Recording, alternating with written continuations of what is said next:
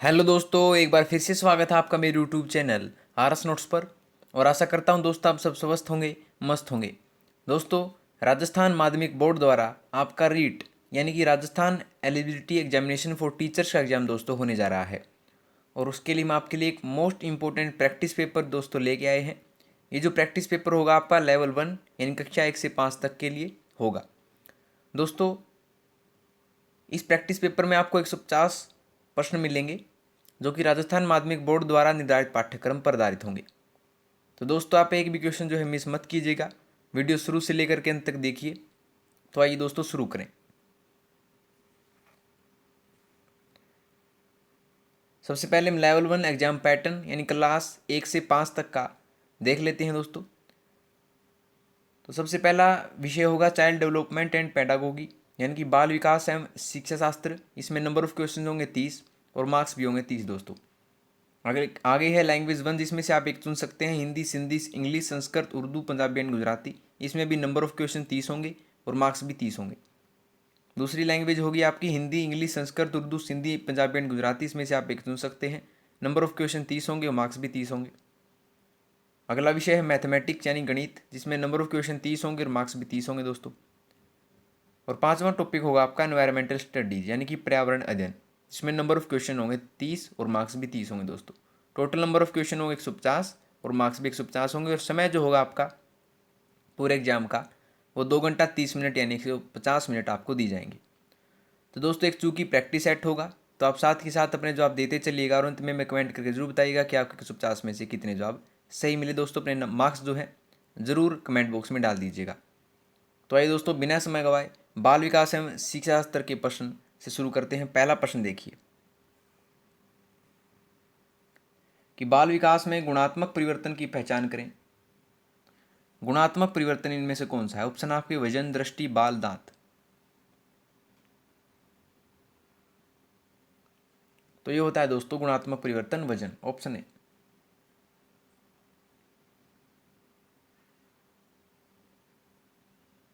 ठीक है दोस्तों, आगे प्रश्न है दूसरा प्रश्न कि निम्नलिखित में से कौन सा सूक्ष्म गति कौशल का उदाहरण है?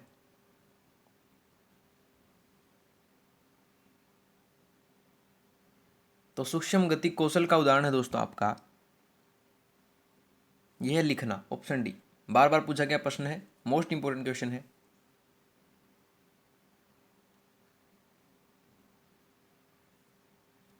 ठीक है दोस्तों, आगे देखिए तीसरा प्रश्न कि शिक्षकों को निम्नलिखित शिक्षण विधियों को अभ्यास में लाना चाहिए।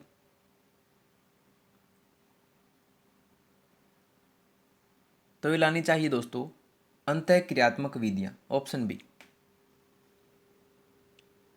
ठीक है, ताकि छात्र जो है अपनी समस्याओं को निसंकोच अपने शिक्षक के सामने प्रस्तुत कर सके तथा शिक्षक उनकी समस्याओं को सरलतापूर्वक सुलझा सके। इसलिए अंतःक्रियात्मक विधियां जो है शिक्षकों को अभ्यास में ये लानी चाहिए दोस्तों। तो ऑप्शन बी इसका जवाब होगा। ठीक है दोस्तों, आगे प्रश्न है कि निःशुल्क एवं अनिवार्य शिक्षा का अधिकार 2009 में अनिवार्य शब्द का अर्थ है।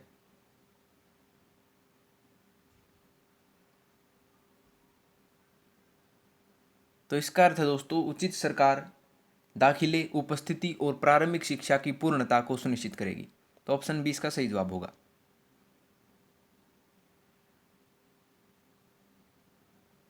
ठीक है,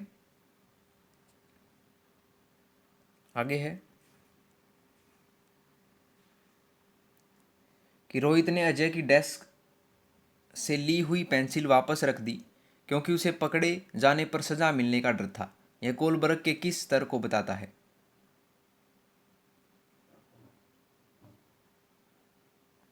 तो यह बताता है दोस्तों पूर्व परंपरागत स्तर को, ऑप्शन ए।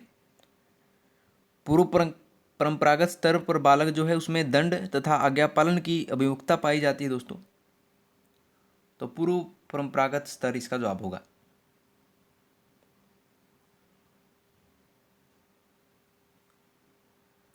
ठीक है, आगे है कि शिक्षण एक प्रक्रिया है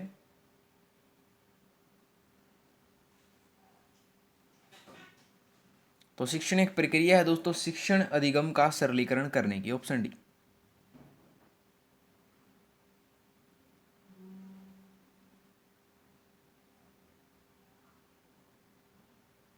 ठीक है, आगे देखिए कि चिंतन के सूचना प्रक्रमण सिद्धांत में निम्नलिखित चरण आते हैं।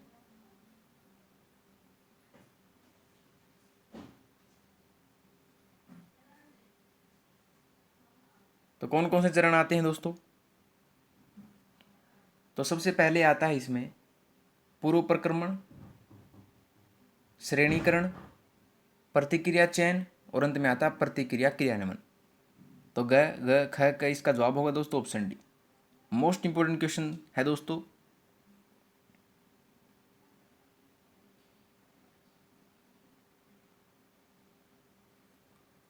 ठीक है, आगे प्रश्न देखिए कि विकास खालिस्तान से खालिस्तान की ओर बढ़ता है। तो विकास जो है दोस्तों वो सामान्य से विशिष्ट की ओर बढ़ता है, ऑप्शन ए इसका जवाब होगा।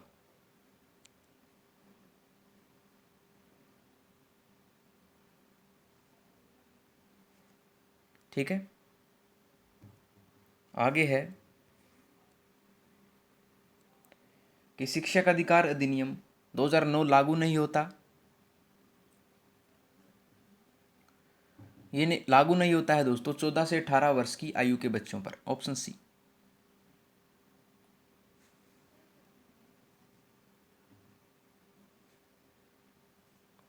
ठीक है, 10वां प्रश्न देखिए कि कक्षा में प्रभावी व्याख्यान देते समय एक अध्यापक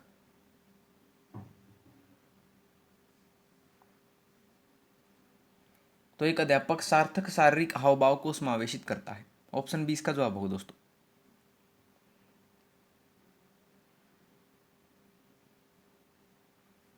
ठीक है, आगे है कि आनुवंशिकता एक खालिस्तान सामाजिक संरचना मानी जाती है। तो आनुवंशिकता जो होती है दोस्तों वो एक स्थायी सामाजिक संरचना मानी जाती है, ऑप्शन डी।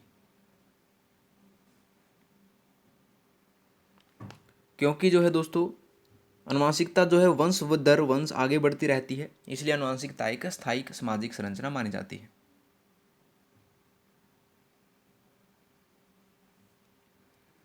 आगे है कि व्यक्तिगत विभिन्नताओं से संबंधित निम्न में से कौन सा कथन सही है? तो सही कथन जो है दोस्तों वह यदि विद्यार्थियों का बुद्धि स्तर समान है तब भी उपलब्धि में विभिन्नता हो सकती है। ये बिल्कुल सही बात है दोस्तों, ऑप्शन ए इसका जवाब होगा।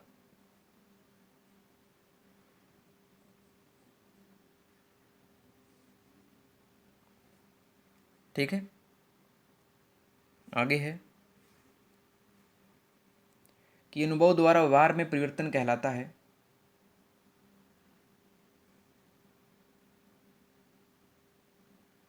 यह कहलाता है दोस्तों सीखना, ऑप्शन बी।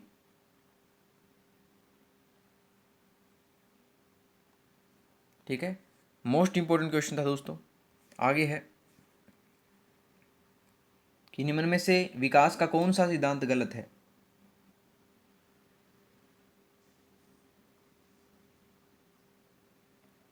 गलत जो है दोस्तों वो है कि विकास समय संयोगों का परिणाम है, ऑप्शन बी। विकास संयोगों का परिणाम नहीं होता है दोस्तों बल्कि वंशानुक्रम एवं वातावरण की अंत्यक्रिया का परिणाम होता है।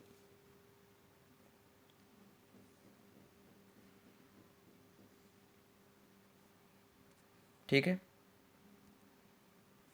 आगे देखिए कि बच्चों का मूल्यांकन होना चाहिए। तो बच्चों का मूल्यांकन दोस्तों वो सतत एवं व्यापक मूल्यांकन द्वारा होना चाहिए, ऑप्शन बी इसका जवाब होगा।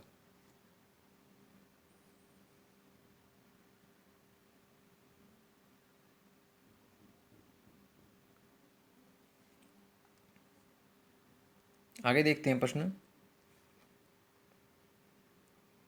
कि फ्राइड पियाजे एवं अन्य मनोवैज्ञानिकों ने व्यक्तित्व विकास की विभिन्न अवस्थाओं के संदर्भ में व्याख्या की है, परंतु पियाजे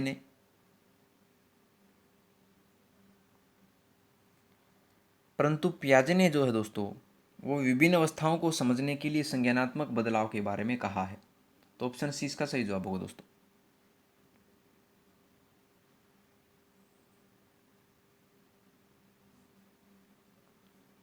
ठीक है, आगे बढ़ते हैं कि समन्वित शिक्षा की सफलता निर्भर करती है।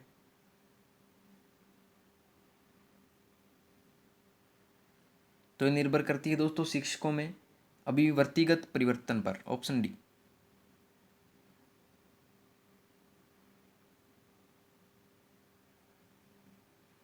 ठीक है दोस्तों, आगे देखिए कि किसी दिए गए प्रश्नों का एक सेट के लिए उत्तर करने की क्षमता सीखने का एक वैध परीक्षण है।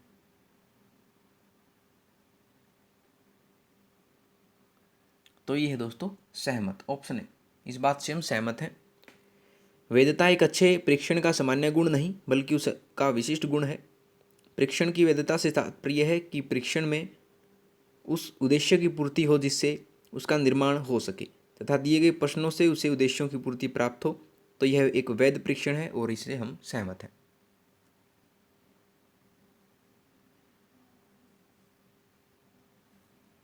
ठीक है दोस्तों, आगे देखिए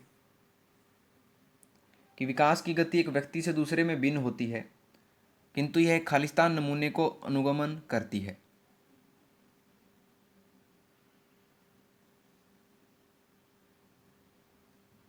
यह करती है दोस्तों क्रमबद्ध और व्यवस्थित, ऑप्शन डी इसका जवाब होगा।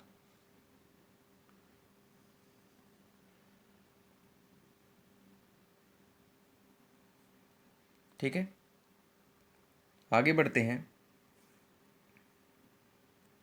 कि निम्नलिखित में से कौन सा विकास उत्तर बाल्यावस्था के लिए उपयुक्त नहीं है।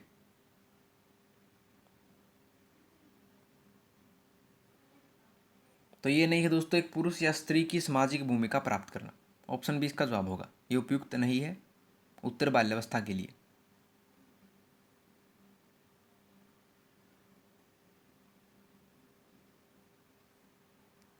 ठीक है दोस्तों,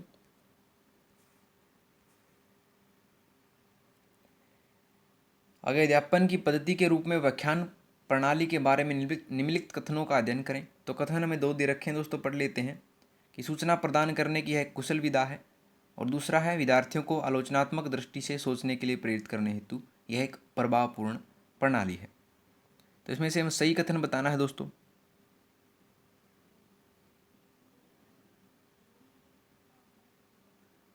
तो इसमें सही जवाब होगा आपका, दोनों ही कथन सत्य हैं कि सूचना प्रदान करने की कुशल विधा है और विद्यार्थियों का आलोचनात्मक दृष्टि से सोचने के लिए प्रेरित करने हेतु यह एक प्रभावपूर्ण प्रणाली है।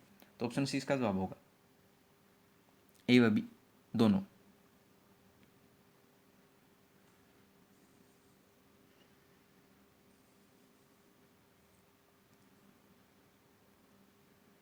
आगे देखिए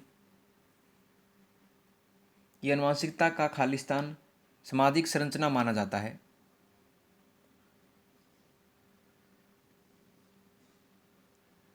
तो आनुवंशिकता का स्थिर सामाजिक संरचना माना जाता है, ऑप्शन बी दोस्तों।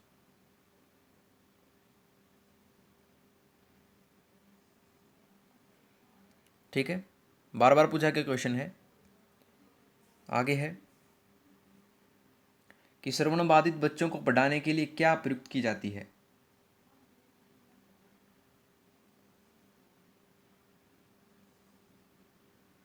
तो यह प्रयुक्त की जाती है दोस्तों सांकेतिक भाषा, ऑप्शन बी।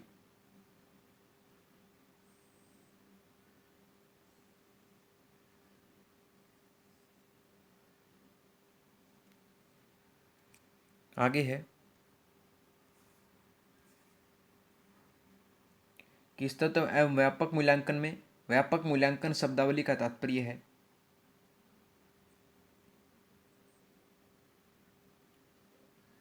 तो इसका तात्पर्य है दोस्तों कि शैक्षिक एवं सह शैक्षिक क्षेत्र का मूल्यांकन, ऑप्शन सी।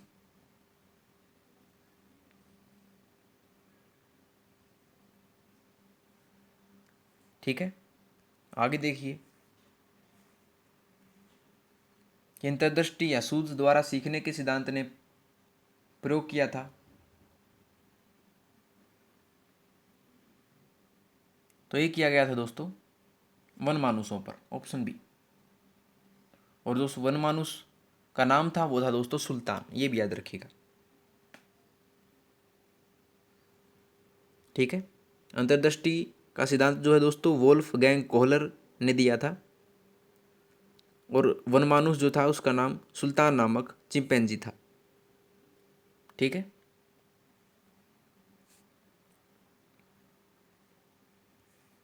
आगे है कि डोल्टन शिक्षण विधि का विकास किसने किया।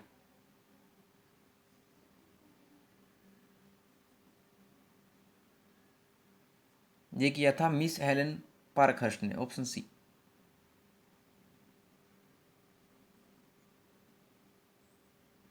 ठीक है, आगे देखिए निम्नलिखित में सभी संश्लेषण के उदाहरण हैं सिवाय,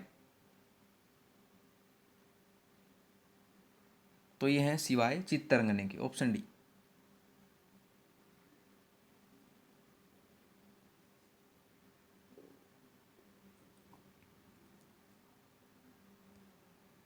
आगे है कि व्यक्तित्व विकास में खालिस्तान एक महत्वपूर्ण भूमिका निर्वाह करता है।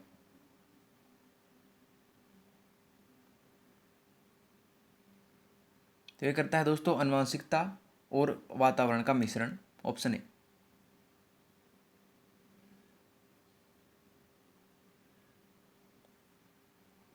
ठीक है, आगे है कि डिसलेक्सिया संबंधित है। तो ये संबंधित है दोस्तों पठन विकार से, ऑप्शन सी।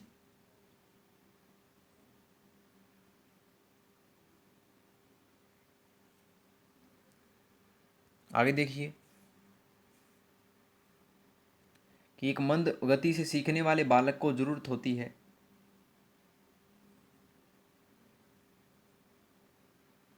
तो जरूरत होती है दोस्तों विशेष सहायता की, ऑप्शन बी।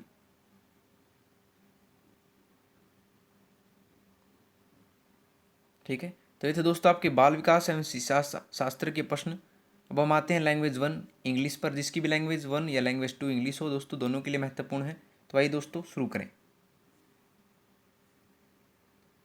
डायरेक्शन दे रखी है क्वेश्चन नंबर 31 से 35 तक कि read the passage given below and answer the question that follow. Passage हमें दे रखा दोस्तों, उसमें से हम क्वेश्चनों के उत्तर देने होंगे। तो पैसेज देख लेते हैं।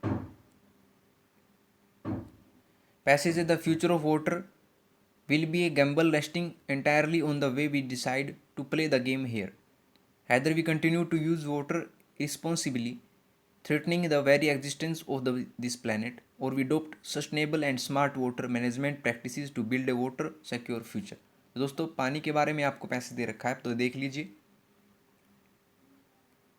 तो इसमें से मैं क्वेश्चनों के उत्तर बताने होंगे दोस्तों। देखिए प्रश्न, देखिए आप कि the problem of acute water scarcity in the future, जो समस्या आएगी भविष्य में पानी के विषय में, can not be dealt with companies through, उनका जो समाधान है वो कंपनी द्वारा नहीं हो सकता है।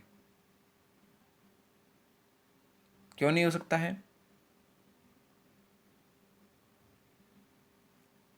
क्योंकि वे discovering a viable substitute for water, क्योंकि वो पानी का प्रतिस्थापन या पानी का अलग ऑप्शन नहीं चुन सकते हैं। पानी एक ही चीज़ है दोस्तों, उसका प्रतिस्थापन क्या होगा। तो इसी कारण जो है जो कंपनियां होती हैं वो निकट भविष्य में पानी की समस्या के साथ नहीं लड़ सकती हैं। तो ऑप्शन बी इसका जवाब होगा।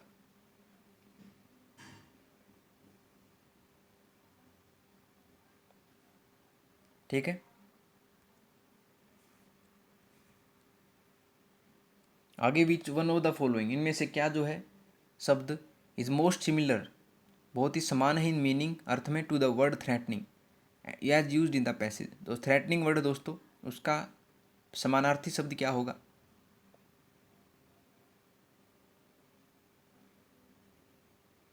तो थ्रेटनिंग होता है दोस्तों भय सूचक, और इसका समानार्थी होगा मीनेंसिंग, ऑप्शन है।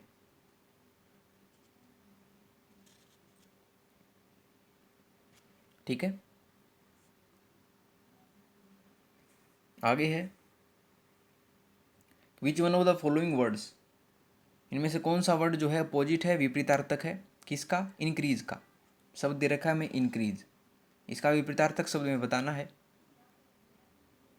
इंक्रीज होता है दोस्तों विस्तार, वृद्धि, और इसका अपोजिट होगा डिक्रीज यानी कमी, ऑप्शन डी।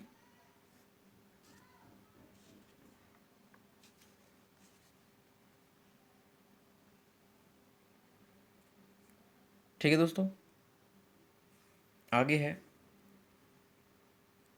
कि identify the close in the underline part of the following sentence. Close में बताना दोस्तों किस प्रकार का है, जो अंडरलाइन कर रखा है। तो सेंटेंस आपका he breathed is last in the village where he was born, उसने अंतिम सांस जो अपने गांव में ली जहां पर वह जन्मा था। तो where he was born underlined है दोस्तों, ये कौन सा क्लोज है, ये है दोस्तों एडजेक्टिव क्लोज, ऑप्शन है। यह एक डिपेंडेंट क्लोज होता है जो वाक्य में नाउन या प्रोनाउन को मॉडिफाई करता है दोस्तों।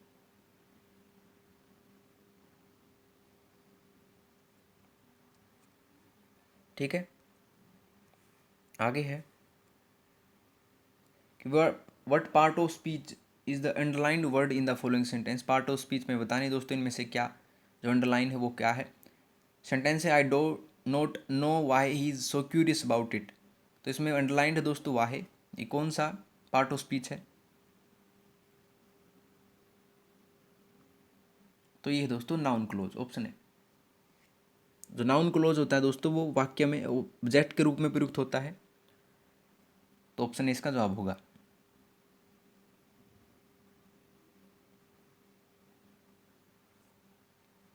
ठीक है, आगे प्रश्न देखिए, डायरेक्शन है क्वेश्चन नंबर 36 से 40 कि रीड द एक्सट्रैक्ट, अंश को पढ़िए गिवन बिलो जो नीचे दिया गया है, और क्वेश्चनों के आंसर बताइए दोस्तों। और आपको 4 ऑप्शन दिए हुए मिलेंगे, उसमें से एक छांटना है जो सही होगा। तो देखिए एक्सट्रैक्ट दे रखा है all creation drinks with pleasure drinks at mother nature's breast, all the just and all the evil. तो दोस्तों ये आपका अंश है कविता जैसा, तो इससे संबंधित में प्रश्नों के उत्तर देने। तो प्रश्न देखिए, what is the whole mark of a true friend, एक सच्चे मित्र की पहचान क्या है।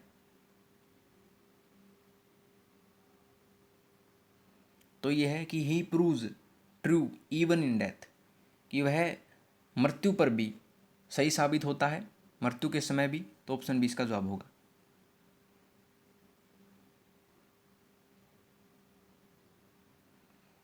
ठीक है, आगे देखिए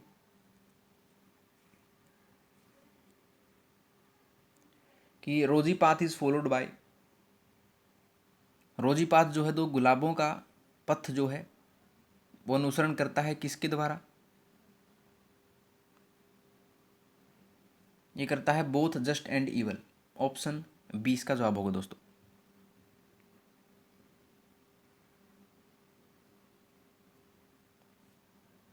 ठीक है, आगे है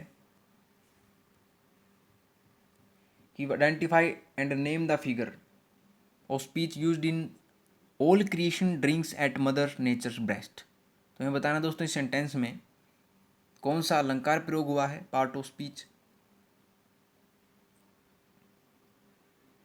तो इसमें हुआ है दोस्तों पर्सोनिफिकेशन। पर्सोनिफिकेशन होता है दोस्तों मानवीकरण, इसमें जो है निर्जीव पदार्थों और मन के भावों का इस प्रकार वर्णन किया जाता है कि जैसे उनमें जीवन और बुद्धि की समझ हो। तो इसमें जो है सेंटेंस जो है मानवीकरण किया गया है, पर्सोनिफिकेशन, ऑप्शन बी इसका जवाब होगा।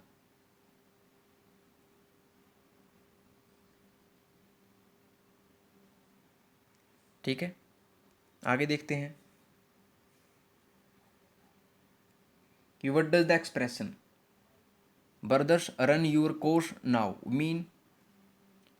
जो एक्सप्रेशन भाव दिया हुआ है brothers run your course now, इसका अर्थ क्या है।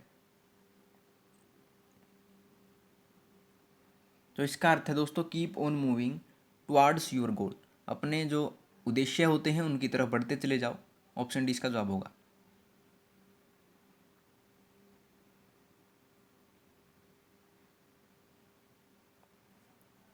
ठीक है, आगे प्रश्न देखिए कि how can we say that, हम कैसे कह सकते हैं कि God's creatures are most fortunate and happy, जो गॉड की यानी भगवान की निर्मिति है वो अत्यंत भाग्यशाली और खुश है।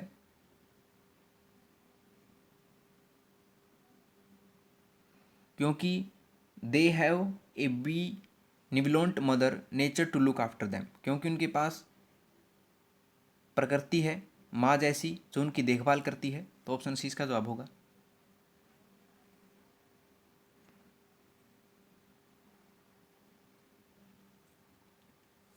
ठीक है दोस्तों, आगे प्रश्न देखिए कि चूज अप्रोप्रिएट क्वेश्चन। अप्रोप्रिएट जो क्वेश्चन है दोस्तों, बेस्ड ऑन द सेंटेंसेस, जो कि वाक्यों पर आधारित होगा जो दिया गया है। Neha and Vinod are going to London, इसका हमें क्वेश्चन बेस्ड सेंटेंस वाक्य इसका बनाना है दोस्तों। आपको सिंपल सेंटेंस दे रखा है कि Neha and Vinod are going to London, तो इसका क्वेश्चन मार्क वाला यानी कि क्वेश्चन बेस्ड सेंटेंस बनेगा वो बनेगा where are Neha and Vinod going, option B.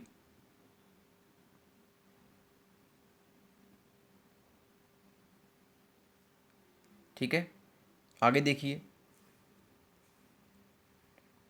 कि प्लेटल कॉन्सोनेंट इज, प्लेटल व्यंजन कौन सा है इनमें से। ऑप्शन आपके JIRH। तो याद रखिए दोस्तों, प्लेटल कॉन्सोनेंट आपका जे, ऑप्शन है।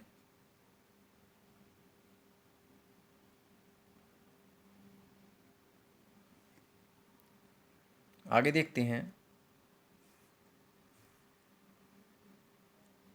कि in the following question a sentence has been given indirect speech. दोस्तों हमें नरेशन चेंज करनी है।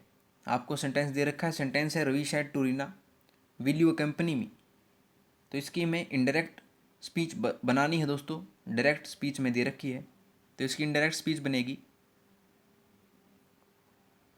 ये बनेगी Ravi asked Reena if she would accompany him, option B इसका जवाब होगा दोस्तों।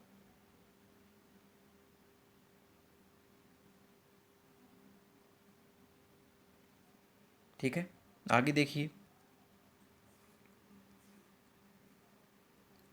कि the consonants in pronunciation of which the mouth has complete closure and the air is released from nose and known as,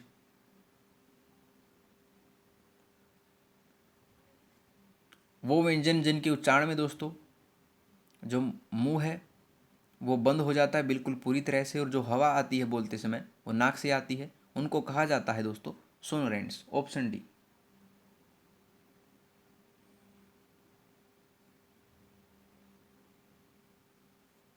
ठीक है, आगे देखते हैं कि choose the correct passive voice. Passive voice में चुननी है दोस्तों। वाक्य में दे रखा कि this unexpected news surprised me a great deal, तो इसमें पैसिव वॉइस बनेगी दोस्तों I was surprised a great deal by this unexpected news, option A इसका जवाब होगा।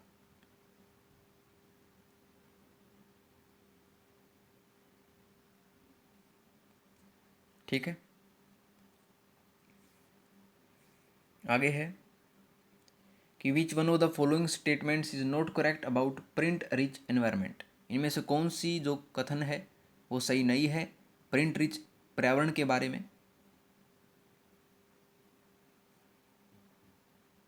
तो ये सही नहीं है दोस्तों, ऑप्शन है कि once the material is pasted on walls it should not be removed for the whole session, कि एक बार जो पदार्थ है वो दीवार पर चिपका दिया गया तो वो उतर नहीं सकता है, ये बिल्कुल गलत बात है। तो ऑप्शन ए इसका जवाब होगा दोस्तों।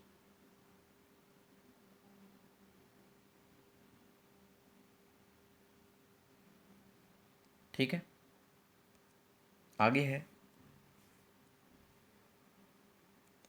कि teacher gives a task of dialogue completion to class 5 students, एक अध्यापक जो है क्लास 5 के विद्यार्थियों को एक डायलॉग देता है, the role of this task in language learning will be, जो रोल होगा इस टास्क में भाषा सीखने के लिए वो होगा दोस्तों to facilitate conversation by giving specific language practice using formulaic expressions. यानी कि जो शब्द टीचर द्वारा विद्यार्थियों को दिए गए हैं उसी प्रकार से उस भाषा को सीख सकते हैं जिस प्रकार के वो शब्द हैं, और उनके एक्सप्रेशन जो हैं बोलने के एक्सप्रेशन भी सीख सकते हैं। तो ऑप्शन 20 का जवाब होगा दोस्तों।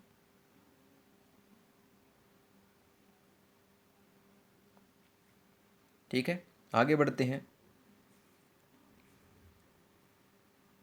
Using realia in the language class means bringing. Realia का लैंग्वेज में प्रयोग जो है एक कक्ष में, उसका अर्थ होता है क्या लाना? उसका अर्थ होता है real objects as teaching aids, वास्तविक पदार्थ शिक्षण सामग्री में। ऑप्शन ए इसका जवाब होगा।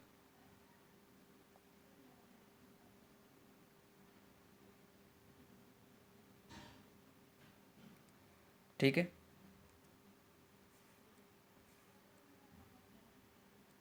आगे द मल्टीलिंगुअल नेचर, बहुभाषिक प्रकृति ऑफ इंडियन क्लासरूम, भारतीय कक्ष को मस्ट बी यूज्ड, वो प्रयोग की जा सकती है एज ए रिसोर्स, स्रोत के रूप में, सो दैट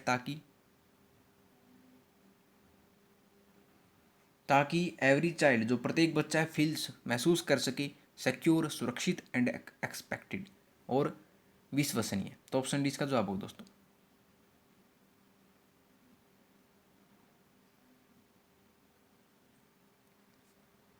आगे बढ़ते हैं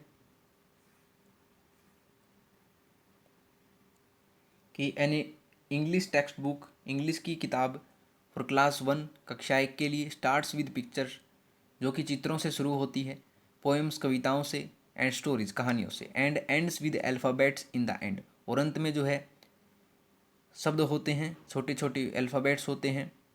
which approach does this kind of arrangement reflect in language pedagogy, ये किस प्रकार का शिक्षा शास्त्र होता है इंग्लिश लैंग्वेज में?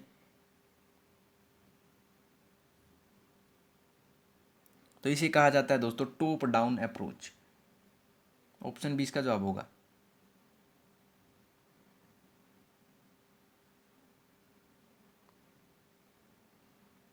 ठीक है, याद रखिए।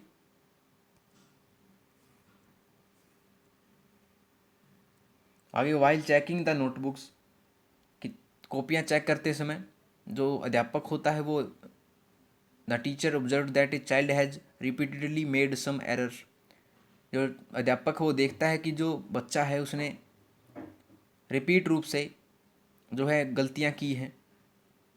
सच as reverse image as B D, O B को डी लिखता है, एम को डब्ल्यू लिखता है। The child is showing the science of, जो बच्चा है वो किस प्रकार के चिन्ह दिखा रहा है?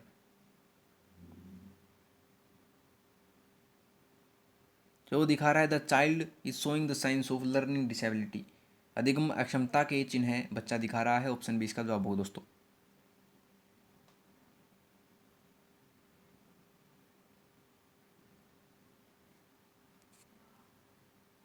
आगे बढ़ते हैं।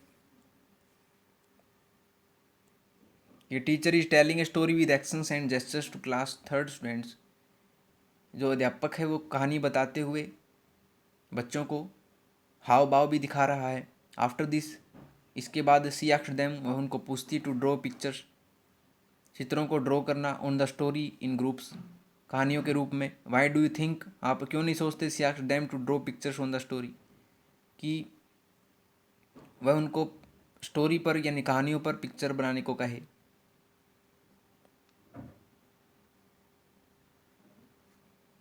क्योंकि जो टीचर है वो सिर्फ उन बच्चों को क्या करवाना चाह रही है, she wanted to assess their comprehension of the story, वो सिर्फ जो है जो कहानी है उसके संदर्भ में बच्चों का मूल्यांकन करना चाह रही है। तो ऑप्शन 20 का जवाब होगा।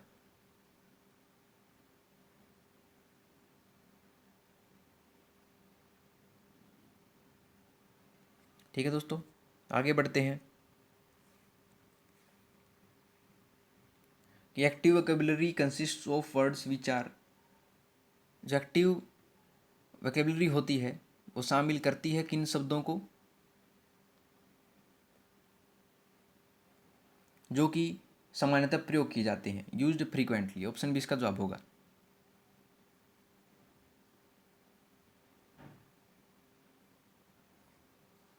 ठीक है, आगे बढ़ते हैं।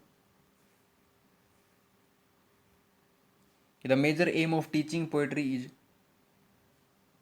जो मुख्य उद्देश्य होता है कविता पाठ का वो होता है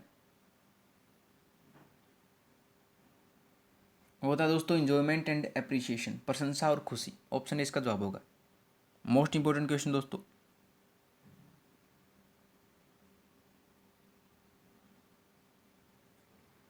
आगे बढ़ते हैं कि मॉर्फेम इज द, मॉर्फेम क्या है?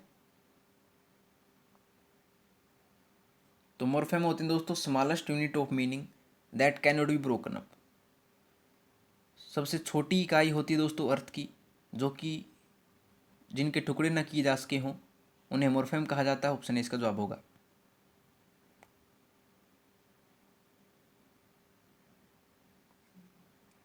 ठीक है, आगे देखिए कि टीचर ऑफ क्लास 2, एक अध्यापक जो है क्लास दूसरी का, यूजेज लर्नर्स नॉलेज, जो कि उपयोग करता है अधिगमकर्ताओं की ज्ञान को, एंड लैंग्वेज और भाषा को, to build a bridge between his mother tongue and English language teaching, जो कि एक ब्रिज के रूप में, एक पुल के रूप में होता है उनकी मातृभाषा और इंग्लिश लैंग्वेज अध्यापन के संदर्भ में। Here learners language is used in teaching English as a, यहाँ पर अधिगमकर्ता की जो भाषा है वो प्रयोग की गई है इंग्लिश लैंग्वेज को सिखाने में। किस प्रकार से? ये की गई है एक रिसोर्स के रूप में, यानी कि एक स्रोत के रूप में। ऑप्शन बी इसका जवाब होगा।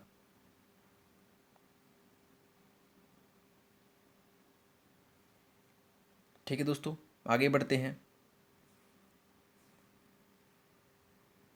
कि BICS स्टैंड्स फॉर, BICS का अर्थ क्या होता है दोस्तों? तो इसका अर्थ होता है basic interpersonal communicative skills. Option C इसका जवाब होगा दोस्तों।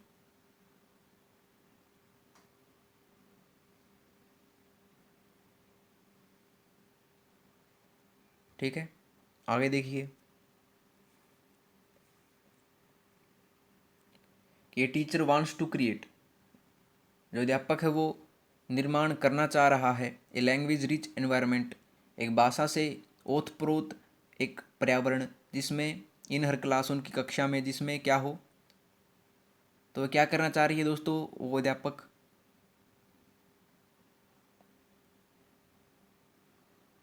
तो अध्यापक को जो है provide an opportunity to where the language is seen noticed and used by children, जहाँ पर एक ऐसी पर्यावरण जो है शिक्षिका बच्चों को प्रदान कर रही है जिसमें भाषा को देखा जा सकता है, ज्ञात किया जा सकता है और बच्चों के द्वारा प्रयोग की जा सकती है। तो इससे बच्चे सीखेंगे, जल्दी सीखेंगे। तो ऑप्शन बी इसका जवाब होगा।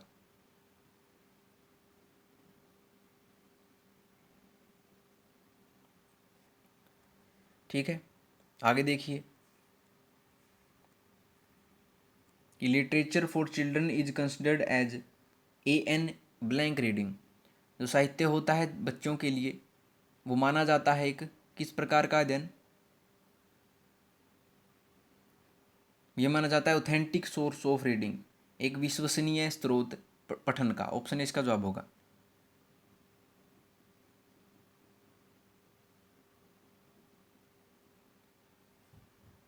ठीक है दोस्तों, आगे बढ़ते हैं कि which one of the following is not, इनमें से कौन सा एक a form of literature for children, एक साहित्य की विधा नहीं है बच्चों के लिए?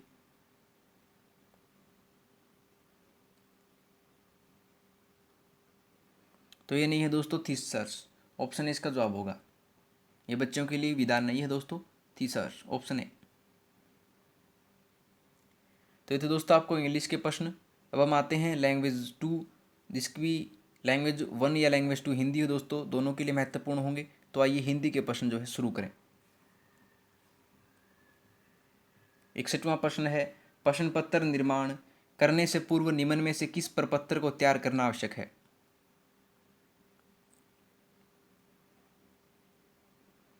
तो यह आवश्यक है दोस्तों ब्लूप्रिंट तैयार करना। ऑप्शन बी इसका जवाब होगा।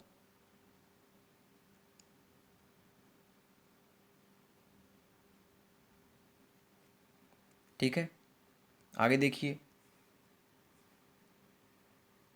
कि श्रव्य दृश्य सामग्री नहीं है।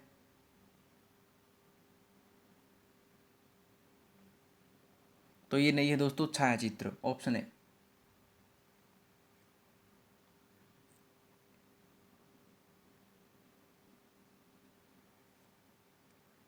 ठीक है दोस्तों, आगे बढ़ते हैं कि मौखिक अभिव्यक्ति कौशल का विकास करने का सशक्त माध्यम है।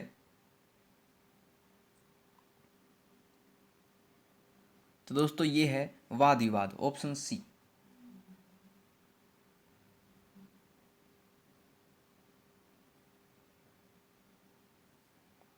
ठीक है, आगे देखिए प्रश्न कि मूल्यांकन का आवश्यक गुण है।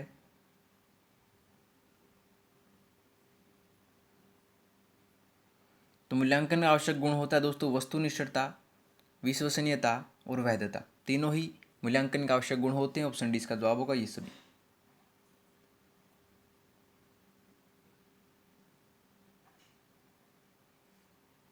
ठीक है, आगे देखिए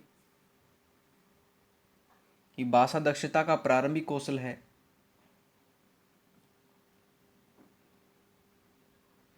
तो प्रारंभिक कौशल जो होता है वो होता है सुनना। Option A.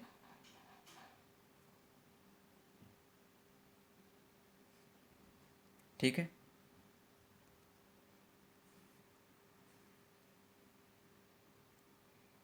आगे है भाषा शिक्षक का विशेष अनिवार्य गुण है।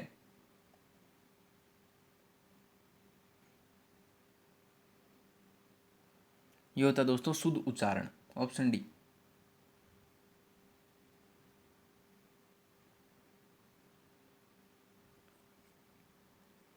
आगे बढ़ते हैं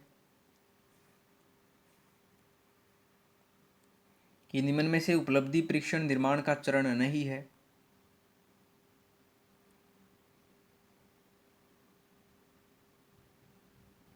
तो ये नहीं है दोस्तों छात्रों की कमियों के कारणों की जानकारी प्राप्त करना। ऑप्शन बी इसका जवाब होगा।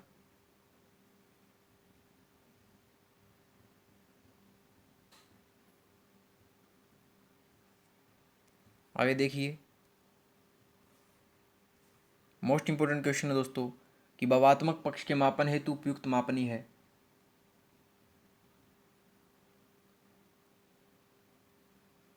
तो यह है अभिवर्ती मापनी। Option B.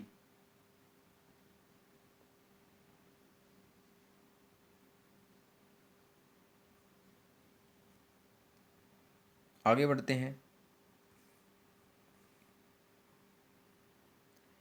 निर्देश दे रखा है प्रश्न संख्या 69 से 73 तक। तो निम्नलिखित गद्यांश के आधार पर उत्तर दीजिए। तो गद्यांश दे रखा है हमें दोस्तों कि फ्रांस के प्रसिद्ध दार्शनिक रोमा ने कहा था कि पूर्व में एक भयंकर आग लगी है जो कि वहाँ के अधिविश्वास व कृतियों रूपी जाड़ जंखाड़ को दग्ध करती हुई शीघ्र ही पाश्चात्य को भी अपनी चपेट में लेने वाली है। तो दोस्तों गद्यांश दे रखा आपको, प्रश्न के उत्तर में देने हैं इसके संबंध में। तो प्रश्न देखिए अंधविश्वास में समास है।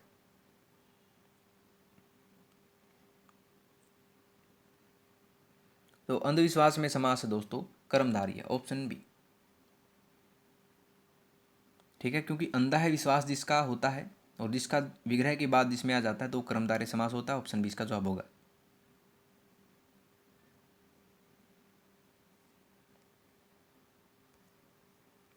आगे है कि उपसर्ग तत्सम शब्द और हिंदी के प्रत्यय से निर्मित शब्द है।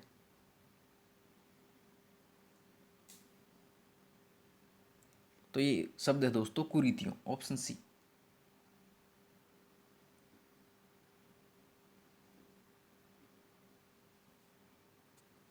आगे है पुरोधा शब्द में संधि है।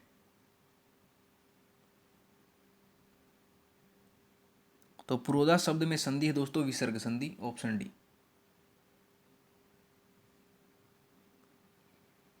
पु प्लस उदा होता है दोस्तों, और उ ह यानी विसर्ग का रै बन गया तो प्रोदा हो गया, तो विसर्ग संधि इसमें आती है दोस्तों।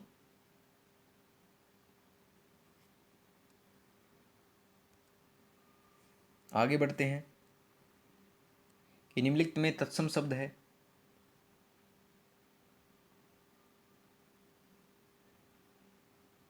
तो ये शब्द है दोस्तों संकेत। तत्सम शब्द वे होते हैं जो संस्कृत भाषा से हिंदी भाषा में वैसे के वैसे ले लिए गए हों, तो उसे तत्सम शब्द कहा जाता है, और इनमें से तत्सम शब्द है संकेत।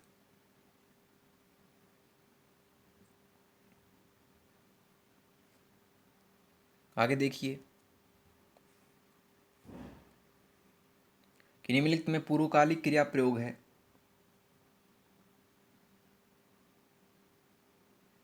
तो पूर्वकालिक क्रिया का प्रयोग जो है वो है उबर कर में, ऑप्शन बी।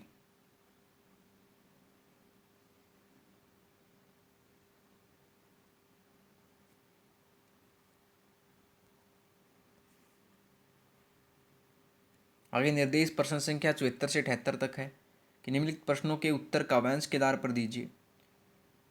तो काव्यांश है, क्षमा शोभती उस भुजंग को जिसके पास गरल हो, उसको क्या जो जंतहीन विष रहित विनित सरल हो। 3 दिवस तक पथ मांगते रघुपति सिंधु किनारे, बैठे पढ़ते रहे छंद अनुनय के प्यारे प्यारे। यह आपका दोस्तों पद्यांश दे रखा है। तो देखिए इससे संबंधित प्रश्न देखिए कि उपयुक्त वाक्यांश के प्रथम चरण का भाव है।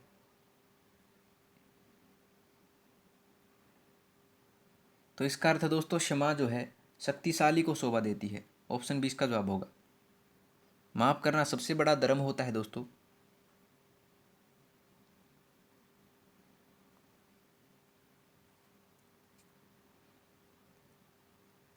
आगे है कि तीसरे और चौथे चरण का केंद्रीय विचार क्या है। तो इसका अर्थ है अनुनय विनय से दुष्टों को नहीं समझाया जा सकता है, ऑप्शन ए।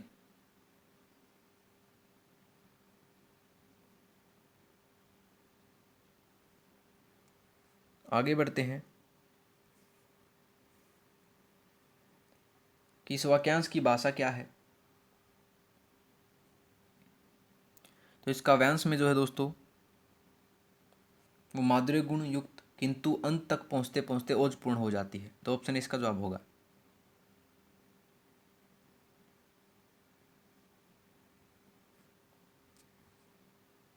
आगे देखते हैं कि इस काव्यांश के 5 से 7 चरण में किस भाव की अभिव्यक्ति हुई है। तो ये हुई है दोस्तों राम के पौरुष की, ऑप्शन डी।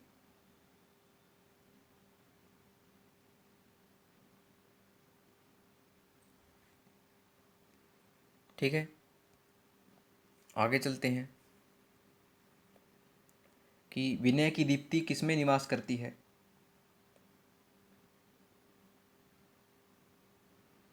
तो ये करती दोस्तों सर में, ऑप्शन बी सी इसका जवाब होगा।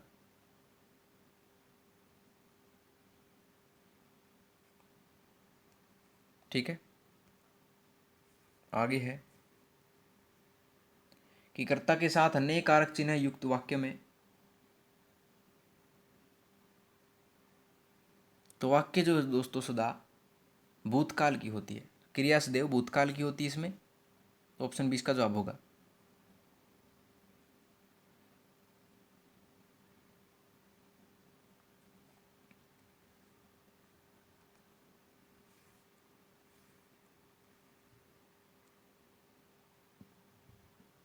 आगे निम्नलिखित में कौन अव्यय का प्रकार नहीं है।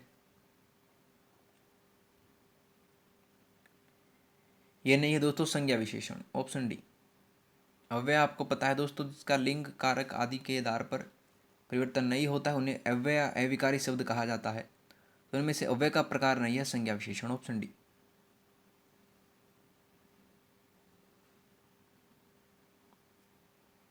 आगे प्रश्न देखिए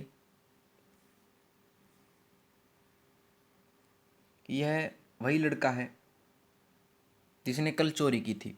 उपयुक्त वाक्य में रेखांकित वाक्य है।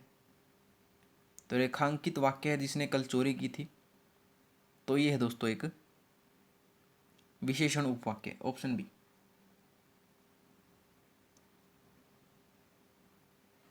क्योंकि यहाँ पर लड़के की विशेषता बताई गई है तो इसलिए विशेषण उपवाक्य है।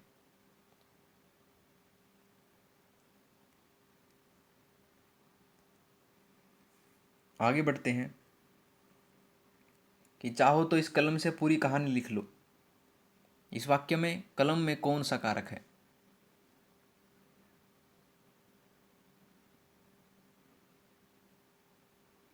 तो दोस्तों इसमें से आपको लोप चिन्ह दिख रहा होगा। तो कर्ता ने कर्म को कर्ण से, तो कौन सा कारक हुआ? कर्ण हुआ। तो ऑप्शन ए इसका जवाब होगा दोस्तों कर्ण कारक।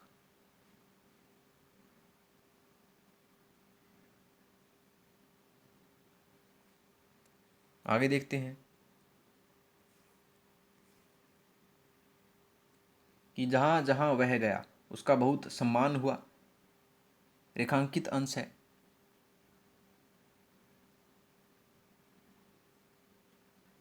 यह है दोस्तों विशेषण उपवाक्य, ऑप्शन ए।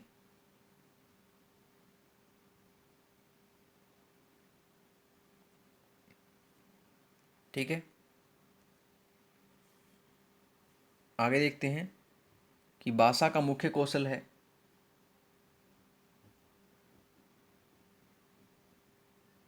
तो ये होता है दोस्तों लिखना, पढ़ना, बोलना, तीनों ही भाषा के मुख्य कौशल होते हैं। तो ऑप्शन डी इसका जवाब होगा उपरोक्त सभी।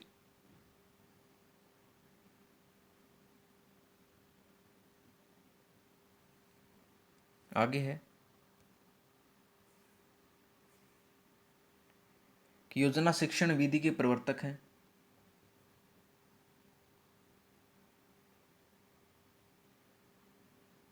तो ये है दोस्तों W.H. Kilpatrick, option B.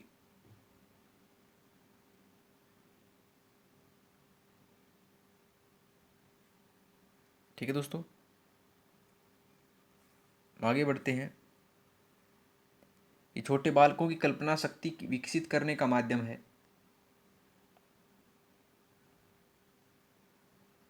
तो ये है दोस्तों परियों की कहानियां, ऑप्शन डी।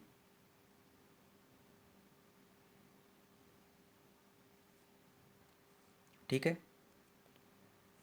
अगला प्रश्न देखिए कि भाषा शिक्षण के सिद्धांत हैं। तो दोस्तों ये प्रेरणा का सिद्धांत भी होता है, क्रिया द्वारा सीखने का सिद्धांत भी होता है और जीवन से जोड़ने का सिद्धांत भी होता है। तीनों भाषा शिक्षण के सिद्धांत हैं। तो ऑप्शन डी इसका जवाब होगा उपरोक्त सभी।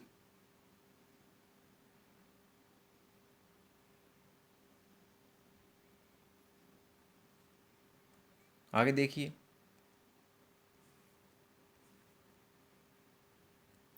कि भाषाई कौशलों यथा सुनना, बोलना, पढ़ना एवं लिखना का विकास किस कक्षा तक पूर्ण हो जाना चाहिए?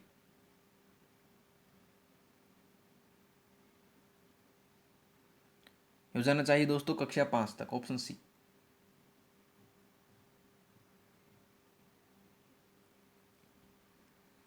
ठीक है, आगे छात्र की मौखिक व्यक्ति की योग्यता का मूल्यांकन करते समय निम्न में से आवश्यक है।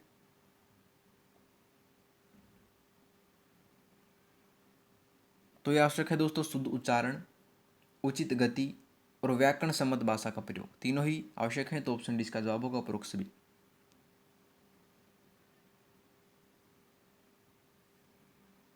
ठीक है दोस्तों, आगे प्रश्न देखिए कि श्रवण कौशल को विकसित करने के लिए उपयुक्त प्रणाली है।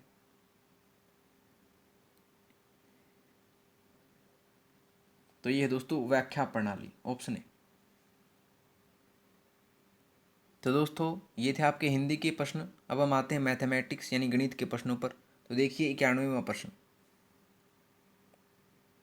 कि एक संख्या का 30% दूसरी संख्या के 40% के बराबर है। उन दोनों संख्याओं के योगफल का 25% 420 के बराबर है। तदनुसार उन दोनों संख्याओं में छोटी संख्या क्या है? तो मान लिया हमने दोस्तों माना की संख्या x तथा दूसरी संख्या y मान ली। x और y हमने संख्याएं मान ली। ठीक है, तो हमें दे क्या रखा है? पहली संख्या का 30% यानी x का 30/100। ठीक है, ये बराबर किसके है? y के 40% के बराबर। तो कर देंगे वाई गुना 40/100। ठीक है, तो यहाँ से हमारे पास आ जाएगा क्या समीकरण आ जाएगा, 3x = 4y। ठीक है, 3x = 4y हुआ। और यहाँ से हमारे पास x की वैल्यू हो जाएगी 4y/3। तो हमारे पास x की वैल्यू आ गई दोस्तों। और दूसरा कथन हमें क्या दे रखा है, दूसरा कथन देख लेते हैं कि उन दोनों संख्याओं के योगफल का 25% 420 के बराबर है। तो उनका योगफल जो है यानी x + y का योगफल का 25% यानी 25/100 किसके बराबर है, 420 के। तो दूसरा समीकरण हमारे पास ये आ गया दोस्तों। यहाँ से हमारे पास क्या आ जाएगा, x + y बराबर होगा 1680 के। तो एक कथन समीकरण हमारे पास ये आ गया दोस्तों, एक समीकरण ये आएगा। दोनों को सॉल्यूशन करेंगे यानी कि जो x की वैल्यू है हम यहाँ पर पुट करेंगे। ठीक है, तो देखिए पुट करने के बाद क्या आता है, 4y + y/3 = 1680। तो यहाँ पर y की वैल्यू आ जाएगी हमारे पास दोस्तों 720। ठीक है, और छोटी संख्या क्या होगी हमारे पास, 720। तो कौन सा उत्तर होगा इसका, उन दोनों संख्या में छोटी संख्या होगी ऑप्शन सी 720 दोस्तों।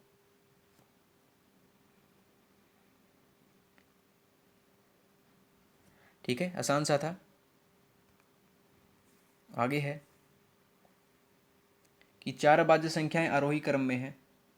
उनमें प्रथम 3 का गुणनफल 455 है और अंतिम 3 का गुणनफल 729 है। तदनुसार उनमें सबसे बड़ी अभाज्य संख्या कौन सी है। तो मान ली हमने जो संख्याएं हैं वो A B C D है, 4 अभाज्य संख्याएं हमने मान ली। और दे इसने रखा है कि पहले 3 का गुणनफल जो है यानी A × B × C का गुणनफल है 455 और अंतिम 3 का दे रखा है यानी B C D का दे रखा है गुणनफल इसने 1729। तो जब हम ABC/BCD करेंगे तो हमारे पास क्या आ जाएगा, ABC/BCD। ठीक है, तो क्या आ जाएगा हमारे पास 455/1729। तो यहाँ से हम क्या कर लेंगे, BC से BC काट देंगे। तो A/D बच गया हमारे पास किसके बराबर, 5/19 के। ठीक है, तो A हमारे पास क्या आ गया, 5 आ गया और D हमारे पास कितना आ गया, 19 आ गया। तो पूछा क्या रखा था इसमें, इनमें सबसे बड़ी भाज्य संख्या, तो D यानी कि 19 सबसे बड़ी भाज्य संख्या है। तो ऑप्शन सी इसका जवाब होगा दोस्तों। आसान सा था बिल्कुल।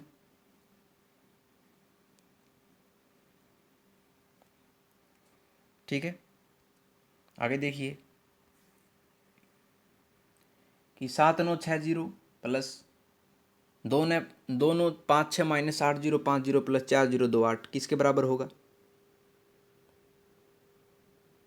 तो ये बराबर होगा दोस्तों आपका, जब आप 7960 2956 और 4028 को जोड़ेंगे तो हमारे पास आ जाएगा दोस्तों 14944। और बच गया हमारे पास 8050, इसमें से 8050 घटा देंगे तो बचेगा हमारे पास 6894। तो ऑप्शन सी इसका जवाब होगा दोस्तों।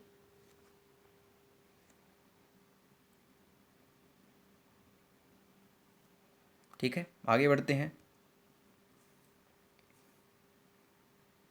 यदि वाई एक्स पर ग्राफीय रूप से प्रदर्शित किए जाने वाले आंकड़े लाख में 1.5, 2.1, 2.7 तथा 3.3 हैं तो एक इकाई को प्रदर्शित करने के लिए उपयुक्त माप कौन सा होगा। तो दोस्तों उपयुक्त माप जो होगा आपका वो होगा ऑप्शन बी, 30,000 रुपये। ऑप्शन बी बिल्कुल आसान प्रश्न दोस्तों।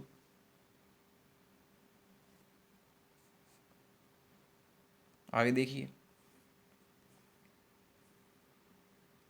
कि 42.50 प्लस 63.55 का मान ज्ञात कीजिए। मैं जोड़ने सिर्फ दोस्तों, तो हमारा मान आ जाएगा 106.05 रुपये।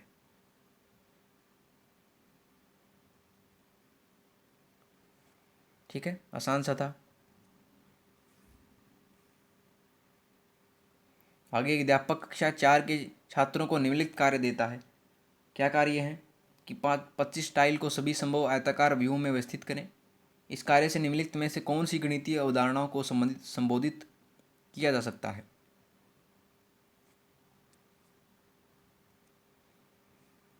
तो ये किया जा सकता है दोस्तों क्षेत्रफल, गुणनखंड और परिमाप को।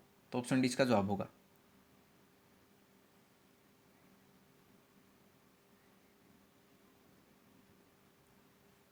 ठीक है,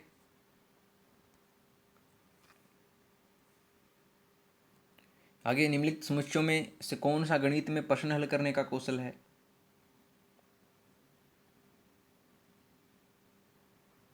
तो यह दोस्तों विवेचन करना, चर का प्रयोग करना और प्रतिरूप देखना। तो ऑप्शन ए इसका सही जवाब होगा।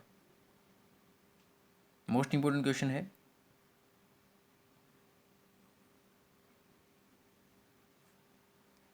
आगे देखिए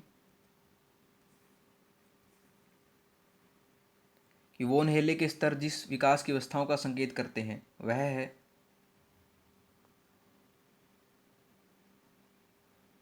तो वह है दोस्तों ज्यामितीय चिंतन। Option A.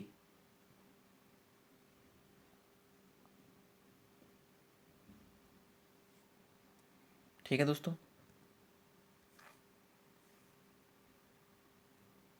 आगे राष्ट्रीय पाठ्यचर्या की रूपरेखा एनसीएफ 2005 की अनुशंसा के अनुसार प्राथमिक विद्यालयों का गणित पाठ्यक्रम। तो ये जो है छात्रों के प्रतिदिन के अनुभवों से संबंधित होना चाहिए। तो ऑप्शन सी इसका सही जवाब होगा।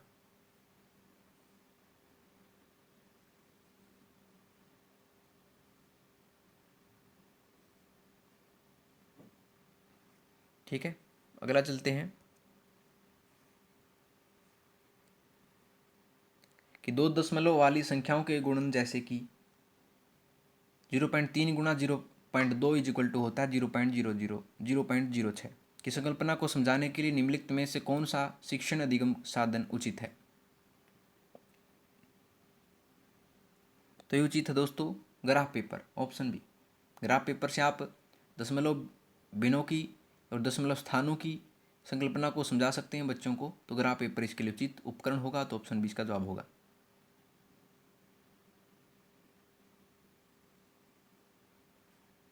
ठीक है,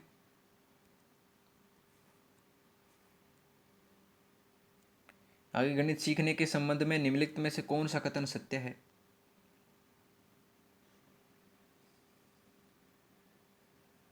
तो यह है हर कोई गणित सीख सकता है। Option A.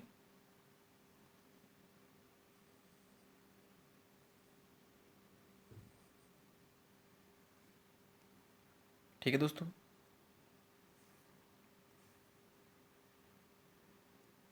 आगे पाइथागोरस प्रमेय को सिखाने के लिए एक शिक्षक ने शीट वितरित की है जिस पर समकोण वाले 4 त्रिभुजों को खींचा गया था और बच्चे को त्रिभुज की भुजाओं के बीच संबंध खोजने के लिए कहा जाता है। उपयुक्त परिस्थिति में शिक्षक ने प्रयोग किया। तो शिक्षक जो है दोस्तों बच्चों को विशेष से सामान्य की ओर ले जा रहा है। तो ऑप्शन सी ओपन इसका जवाब होगा दोस्तों आगमन विधि।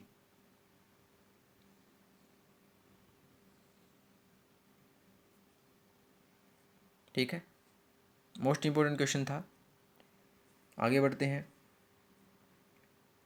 कि निम्नलिखित में से कौन सा कथन संकल्पना मानचित्र के बारे में सत्य नहीं है? तो जो सत्य नहीं है दोस्तों वो हमें बताना है। ये नहीं है संकल्पना मानचित्र नए शिक्षण को पूर्व ज्ञान से जोड़ने में सहायक है। ये सत्य नहीं है। तो ऑप्शन बी इसका जवाब होगा।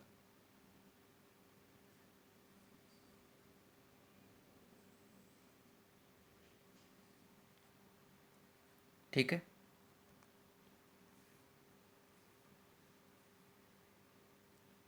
अगला प्राथमिक कक्षाओं में बच्चे गणित में क्या सीखते हैं इसके आकलन का ध्यान किस पर नहीं होना चाहिए?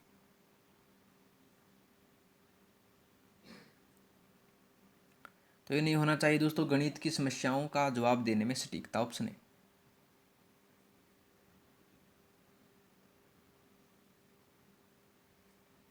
ठीक है, आगे है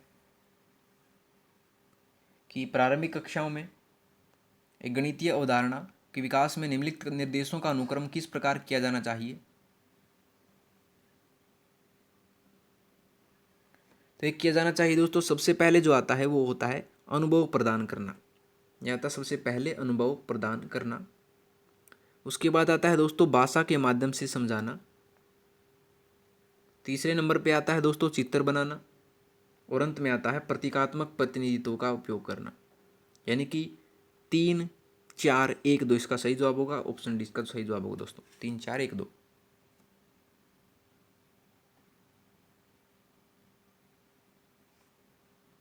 ठीक है।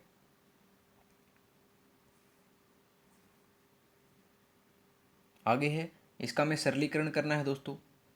1/5 भाग 1/5 का 1/5 बटा 1/5 का 1/5 भाग 1/5 दोस्तों। तो दोस्तों आपको बोधमास का फॉर्मूला इसमें लगाना होगा।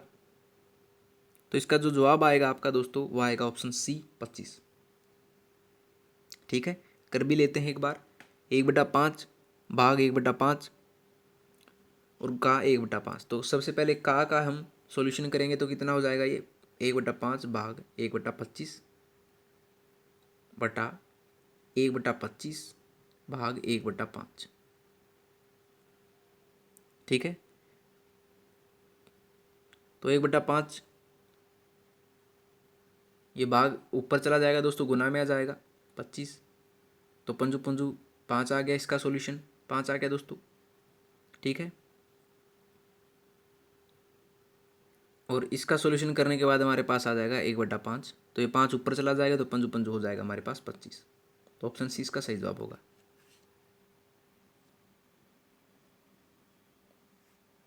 ठीक है, आसान सा था।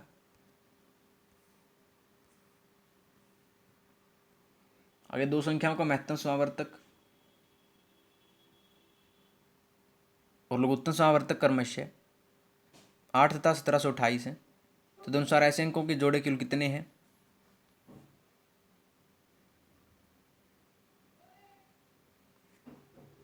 तो माना की संख्याएं हैं दोस्तों 8x तथा दूसरी है 8y। क्योंकि हमें इसका महत्तम समावर्तक दे रखा है तो हम लिख सकते हैं 8x 8y। ठीक है, तो 8x और 8y का लघुत्तम समावर्तक कितना होगा? ये होगा दोस्तों आपका 8xy। ठीक है, 8xy किसके बराबर दे रखा है आपको? 1728 के बराबर। ठीक है, तो xy कितना हो गया आपके पास? 1728/8 हो गया आपके पास 216।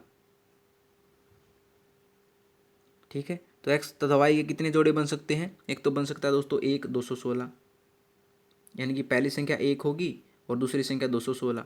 और दूसरी संख्या जोड़ा बन सकता है आपका 8 और 27 का। तो आपके कितने जोड़े बन सकते हैं? 2 जोड़े बन सकते हैं। तो ऑप्शन ए इसका जवाब होगा दोस्तों।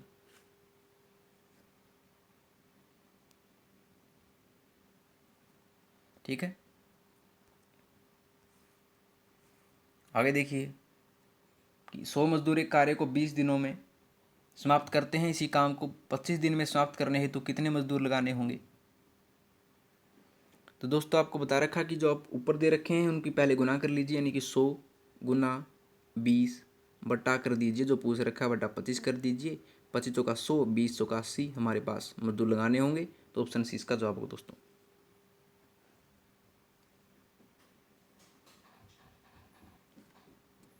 ठीक है, आगे दी मैं ₹100 में 11 पुस्तकें खरीदता हूँ और 10 पुस्तकें ₹110 में बेच देता हूँ, तो मुझे प्रत्येक किताब पर कितने प्रतिशत लाभ होगा? तो दोस्तों आप सबसे पहले क्या करेंगे,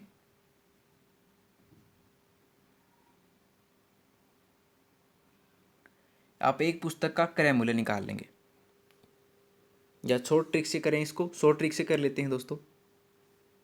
तो सबसे पहले आप एक जगह वस्तु लिख लीजिए, एक तरफ मूल्य लिख लीजिए। ठीक है, वस्तु के नीचे वस्तु लिखेंगे, मूल्य के नीचे मूल्य। तो 11 वस्तु हैं, यहाँ पर भी 10 पुस्तकें हैं। ठीक है, यहाँ पर 0 है दोस्तों, ये 10 है सिर्फ, न कि सिर्फ 0 है यहाँ पे, 0 नहीं है यहाँ पे, ओनली 10 एंड 11 है। तो मूल्य कितना होगा यहाँ पर? ये हो जाएगा आपके पास 10 और इसका हो जाएगा 11। इसके आप क्रॉस मल्टीप्लिकेशन कर लीजिए।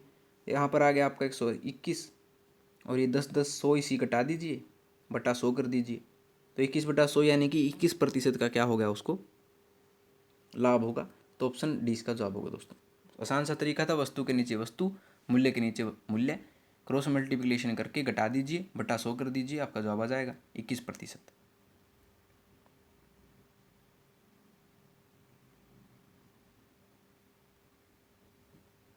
ठीक है।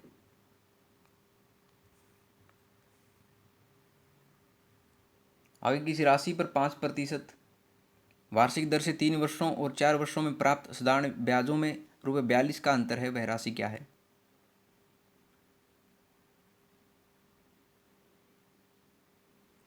तो इसका सीधा सा फॉर्मूला हम बता दे रहे हैं दोस्तों। सीधा सा फॉर्मूला होता है इसका राशि निकालने का, डी यानी कि डिफरेंस गुना 100 बटा R1 T1 माइनस R2 और T2, ये होता है फॉर्मूला दोस्तों। तो इसको अप्लाई कैसे करेंगे तो देख लीजिए। सबसे पहले हम डिफरेंस लिखेंगे, कितने का है, 42 का है, तो 42 लिख लिया। गुना क्या था, 100 था। तो R1 और T1 की गुणा करेंगे तो कितना होगा हमारे पास, 5 और 3 की गुणा करेंगे तो 15 हो जाएगा। माइनस R2 T2 की गुणा करेंगे तो 5 चौका 20 वर्ष हो जाएगा। ठीक है।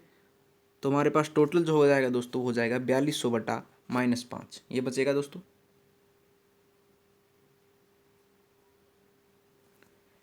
ठीक है। तो हमारे पास ये बच गया। तो हमारे पास इसको सॉल्यूशन करने के बाद क्या आएगा, ये हमारा जवाब आ जाएगा दोस्तों 840 रुपये।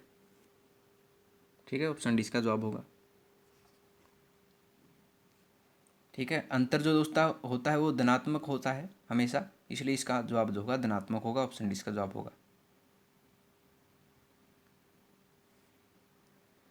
ठीक है।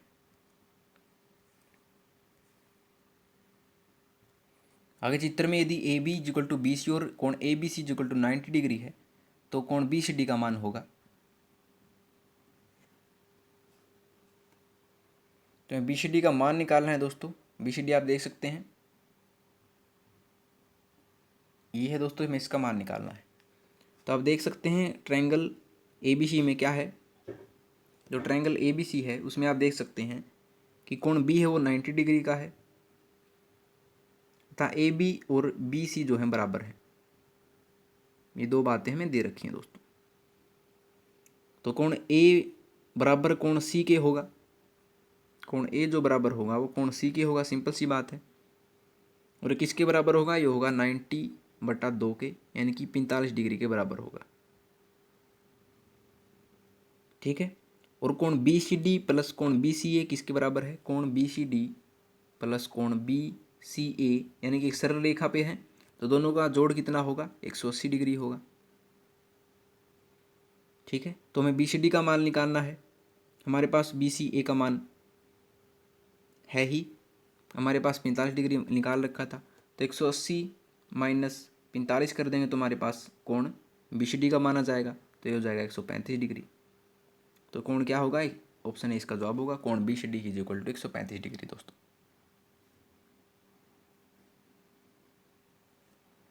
ठीक है।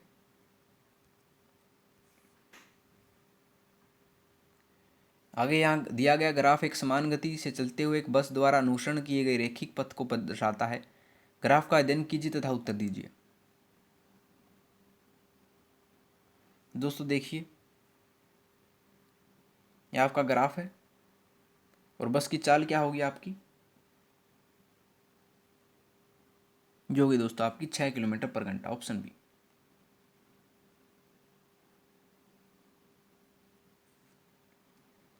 आगे है, यदि दो वर्गों के क्षेत्रफलों में अनुपात 1:4 हो तो उनकी भुजाओं अनुपात क्या होगा।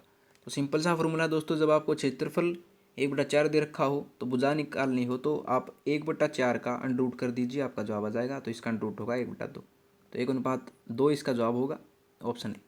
तो उनकी भुजाओं का अनुपात है 1:2।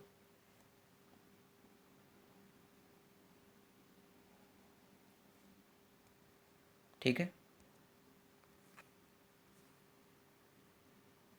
आगे एक वर्गाकार मैदान की परिधि 160 मीटर है, इसका क्षेत्रफल क्या है? तो दोस्तों परिधि जो होती है वो 4 गुना भुजा के बराबर होती है। 4 गुना भुजा, भुजा मान ली हमने ए, ये बराबर है 160 के। परिधि है दे रखी है दोस्तों 160, तो भुजा का वैल्यू कितनी आपके पास आ जाएगी? 40 मीटर आ जाएगी। तो क्षेत्रफल कितना होगा? भुजा का स्क्वायर होता है, यानी भुजा गुना भुजा होती है वर्ग का क्षेत्रफल, तो 40 गुना 40 कितना हो जाएगा? 1600 मीटर स्क्वायर हो जाएगा। तो क्षेत्रफल कितना होगा इसका? 1600 मीटर स्क्वायर, ऑप्शन बी।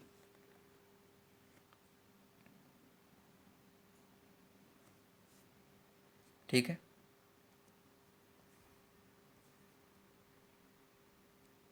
आगे कस्बे के 1000 निवासियों में से 60% पुरुष हैं, जिनमें से 20% साक्षर हैं। यदि कुल 25% निवासी साक्षर हों तो कस्बे की कितनी प्रतिशत महिलाएं साक्षर हैं? दोस्तों कुल निवासी जो दे रखे हैं 1000 में से, यानी कि कुल निवासी साक्षर हैं 25%। मान लीजिए 1000 निवासी हैं तो उनमें से साक्षर कितने होंगे? 250 होंगे। ठीक है, दे रखा है दोस्तों 25% 1000 का, तो 250 होगा। और इनमें से 60% पुरुष हैं। 60% का मतलब होता है 1000 में से 600 लोग। ठीक है, और 40% महिला का मतलब होता है 40% का 400 महिलाएं। ये में दे रखा है दोस्तों। तो हमें बताना है कि कस्बे की कितनी प्रतिशत महिलाएं साक्षर हैं। तो 400 का x प्रतिशत कितना होगा हमारे पास, यानी कि महिलाएं जो हैं उनका x प्रतिशत हमने मान लिया वो साक्षर हैं। ये होगा दोस्तों 250, यानी कि टोटल का उसमें से घटा देंगे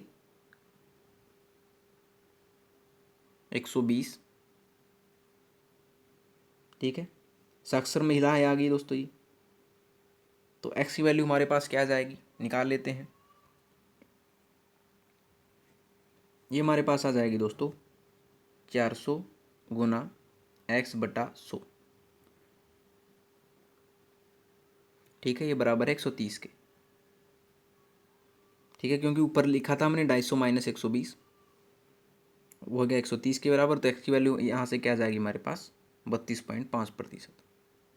तो कस्बे में कितनी महिलाएं साक्षर हैं? तो ये हैं 32.5, ऑप्शन डी इसका जवाब होगा।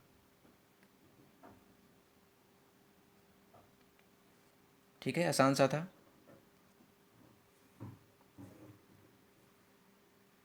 आगे x+1 का होल स्क्वायर माइनस x-1 का whole square is equal to 0 है, तो x की वैल्यू क्या होगी? तो ये होगी दोस्तों आपकी 0, ऑप्शन डी।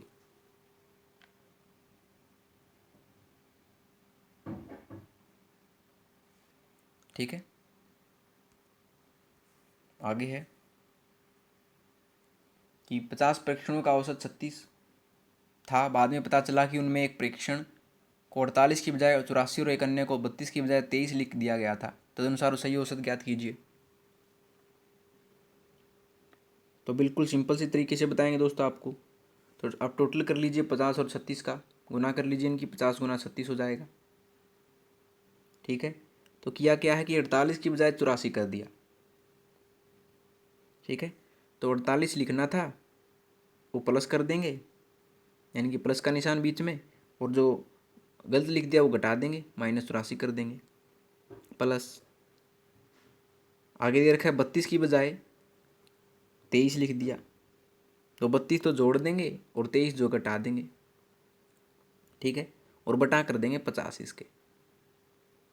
हमारा जवाब आ गया दोस्तों। कितना हो जाएगा? 50 गुना 36 होगा हमारे पास 1800। ठीक है, 48 माइनस 84 था, -36 हो जाएगा यहाँ पे। 32 माइनस 23 था वो हो जाएगा 9/50 कर देंगे। तो जब इसका सॉल्यूशन निकालेंगे हमारा जवाब आ जाएगा दोस्तों 35.46।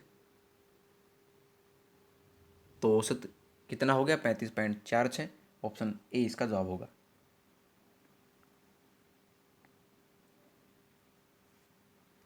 ठीक है, आसान सा था।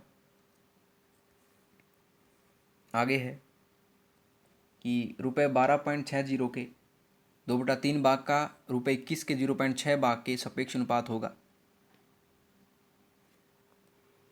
तो दोस्तों 12.60 का 2/3 भाग कितना होगा? 12.60 का 2/3 भाग जो होगा वो होगा आपका 8.40 रुपये।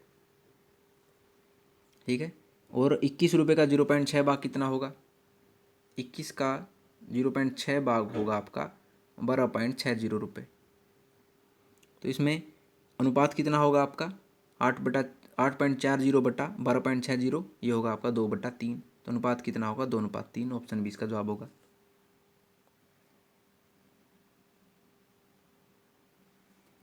ठीक है, आगे है कि किसी त्रिभुज ABC में AB इक्वल टू 9 सेंटीमीटर है, BC 40 सेंटीमीटर तथा AC 41 सेंटीमीटर है, तो त्रिभुज होगा। तो आप देख सकते हैं दोस्तों, जो 41 है वो आपको कर्ण दे रखा है, और पाइथागोरस थ्योरम इसमें लगा देंगे तो हमें पता चल जाएगा ये बराबर है या नहीं। तो 41 का स्क्वायर यानी कर्ण का स्क्वायर बराबर होता है आधार का स्क्वायर के। आधार का स्क्वायर कितना है? 9 स्क्वायर है। और लंब का स्क्वायर कितना है?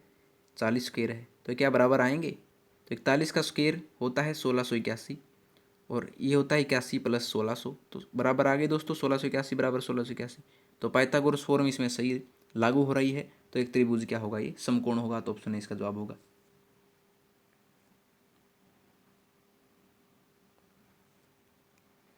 ठीक है, आगे देखिए कि दो संकेंद्रीय वृत्तों की त्रिज्याएं 9 सेंटीमीटर और 15 सेंटीमीटर हैं। यदि बड़े वर्त की जीवा छोटे वर्त की स्पर्श रेखा हो तो उस जीवा की लंबाई क्या है?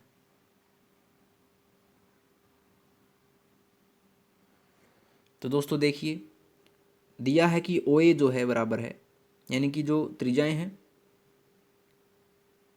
वो है 9 सेंटीमीटर और 15 सेंटीमीटर।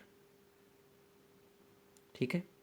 तो आप इसमें देखेंगे दोस्तों कि जो इसकी जीवा होगी उसकी लंबाई जो होगी वो होगी, मान लीजिए मैंने वो मान ली AN, जीवा मान ली दोस्तों, और वो किसके बराबर होगी? √15 का स्क्वायर माइनस 9 का स्क्वायर के। तो हमारे पास आ गई 12 सेंटीमीटर। सिंपल सा था दोस्तों। तो ये तो आ गई हमारे पास त्रिज्या। ठीक है। तो जीवा की लंबाई क्या होगी? ये होगी 2 गुणा, तो 24 हमारे पास आ गई। तो कितनी हो गई दोस्तों? 24 सेंटीमीटर इसका जवाब होगा। जीवा की लंबाई होगी 24 सेंटीमीटर। ठीक है। तो ये थे आपके गणित के प्रश्न दोस्तों। अब हम आते हैं पर्यावरण अध्ययन के प्रश्नों पर। तो देखिए 121वां प्रश्न, पर्वतारोहियों को किन किन कठिनाइयों का सामना करना पड़ता है? ये करना पड़ता खड़ी चढ़ाई का, बर्फीली हवाओं का, ऊंचाई पर वायु दाब कम होना। तो तीनों कठिनाइयाँ सामने आती हैं दोस्तों। ऑप्शन डी इसका जवाब होगा, उपरोक्त सभी। मोस्ट इंपोर्टेंट क्वेश्चन दोस्तों, आगे देखिए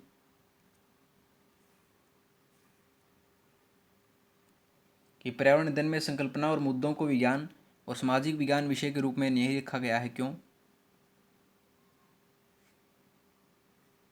क्योंकि इस वायु वर्ग के बच्चे अपने परिवेश को समग्र रूप में देखते हैं। तो ऑप्शन डी इसका जवाब होगा।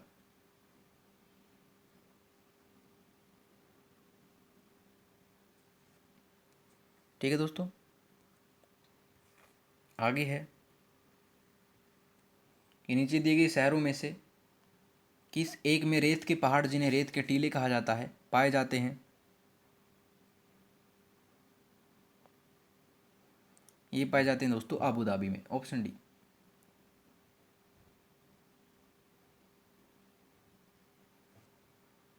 ठीक है।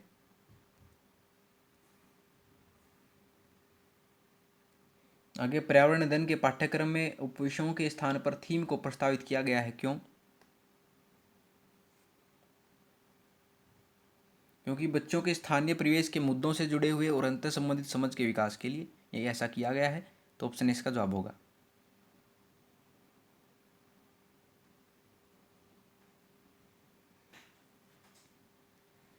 ठीक है दोस्तों, आगे है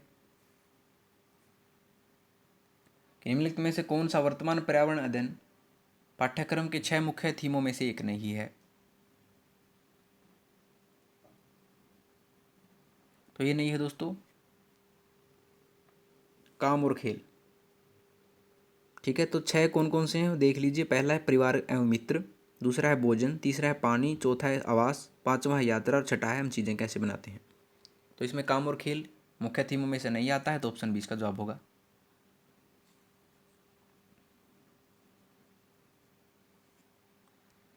ठीक है,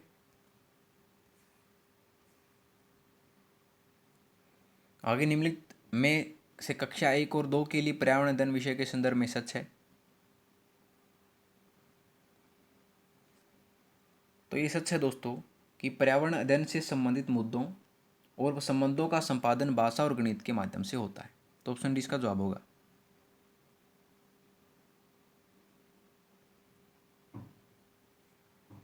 ठीक है, आगे बढ़ते हैं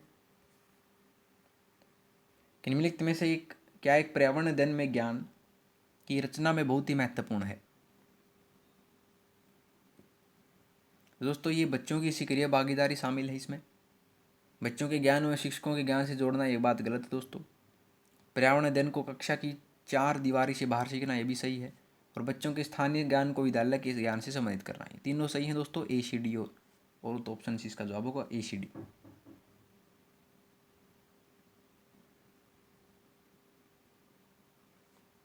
ठीक है,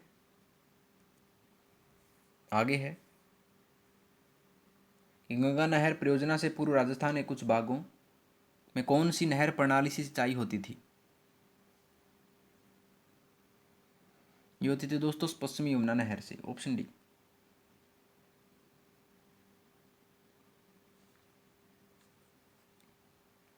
ठीक है,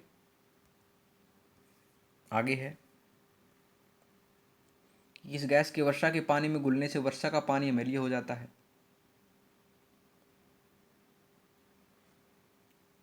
ये हो जाता है दोस्तों सल्फर डाइऑक्साइड के मिलने से।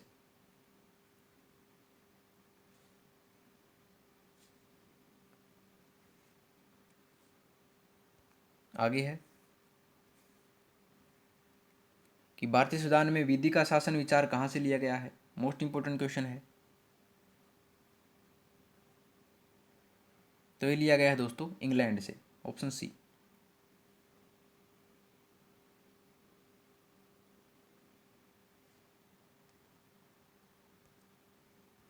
आगे प्रश्न है कि लोकसभा के चुनाव हेतु अधिसूचना कौन जारी करता है।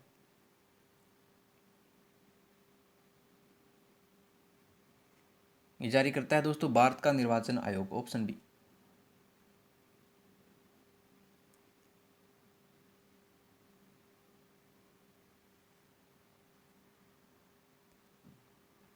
आगे प्रश्न है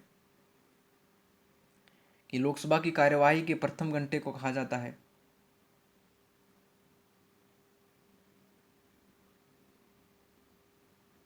ये कहा जाता है दोस्तों प्रश्नकाल, ऑप्शन डी।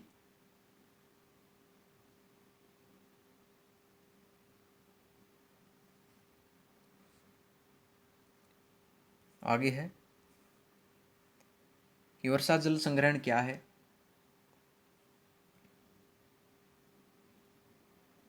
दोस्तों यह है वर्षा जल का जमाव और भंडारण, ऑप्शन सी इसका जवाब होगा।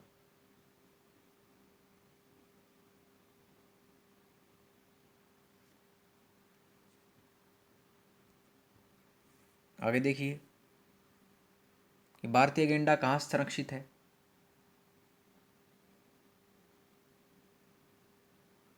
तो यह दोस्तों काजीरंगा नेशनल पार्क में। ठीक है,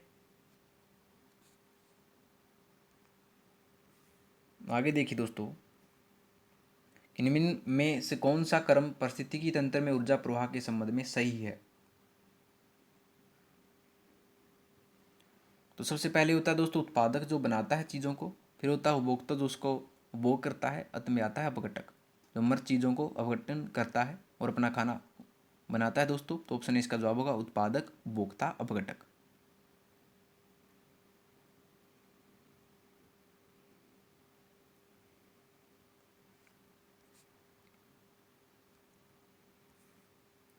आगे प्रश्न है कि कौन सी ग्रीन हाउस गैस वातावरण में सबसे अधिक मात्रा में उपस्थित रहती है।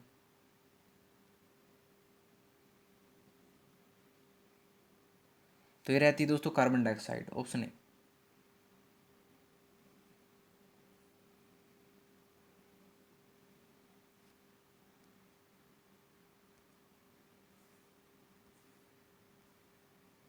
आगे निम्नलिखित में से किस प्रदेश में रेंडियर पाया जाता है?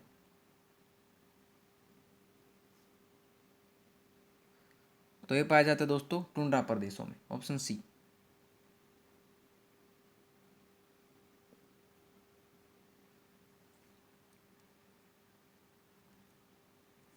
आगे देखिए, निम्नलिखित में से कौन सा एक शीतोष्ण घास प्रदेश नहीं है?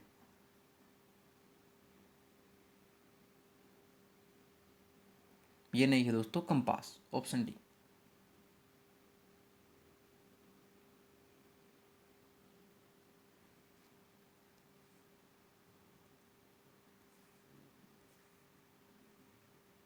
आगे जनसंख्या के आकार के अनुसार बृहत्तम महाद्वीप है?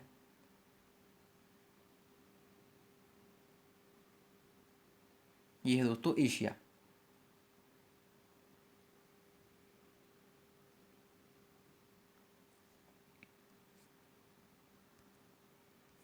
आगे देखिए कि भारत में थारू जनजाति कहाँ निवास करती है?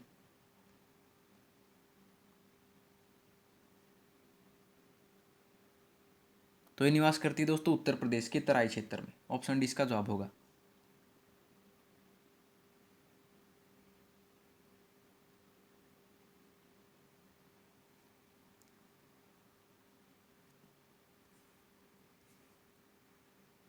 आगे आकाशगंगा वर्गीकृत की गई है?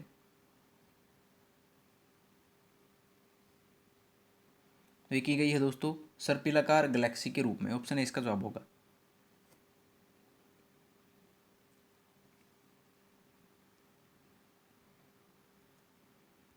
आगे बढ़ते हैं कि भारत में महिलाओं के लिए आरक्षण की व्यवस्था कहाँ है? तो भारत में महिलाओं के लिए आरक्षण की व्यवस्था जो है दोस्तों वो पंचायती राज संस्थाओं में है, ऑप्शन बी इसका जवाब होगा।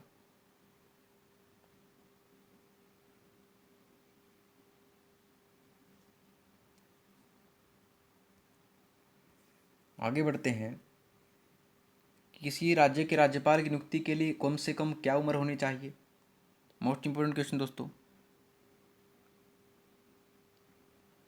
ये होनी चाहिए दोस्तों कम से कम 35 वर्ष, ऑप्शन सी।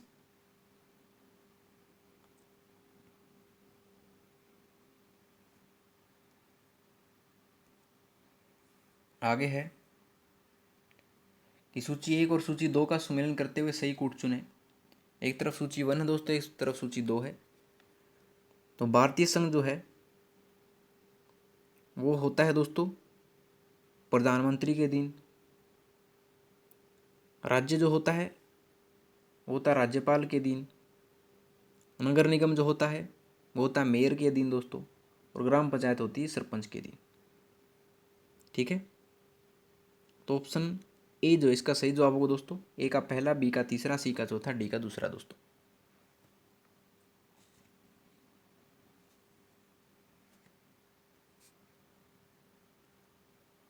आगे देखते हैं कि अनुच्छेद 356 का प्रथम प्रयोग कब और कहाँ हुआ?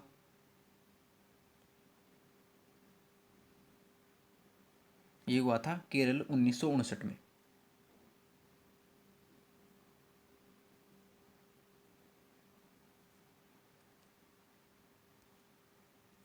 आगे है कि नगर निगम द्वारा कौन सा कर लगाया जा सकता है? तो ये लगाया जा सकता है दोस्तों गृह कर।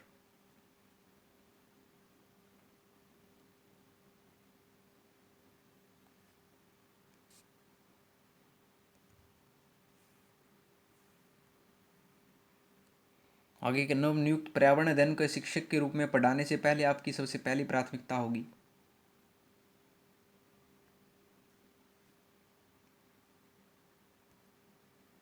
जो कि दोस्तों शिक्षार्थियों का समाज सांस्कृतिक प्रोफाइल विवरण तैयार करना।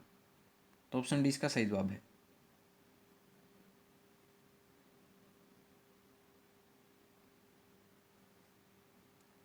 ठीक है, बार बार पूछा गया क्वेश्चन दोस्तों, ये मोस्ट इंपोर्टेंट क्वेश्चन है।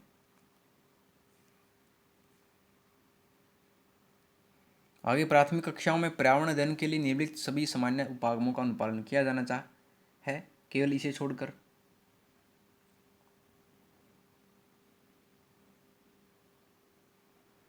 दोस्तों, मूर्त से मूर्त का प्रयोग भी होता है, सरल से कठिन भी और स्थानीय से वैसे भी, लेकिन अमूर्त से मूर्त प्रयोग नहीं होता है, तो केवल डी इसका जवाब होगा। तो ऑप्शन बी इसका जवाब होगा दोस्तों, केवल डी।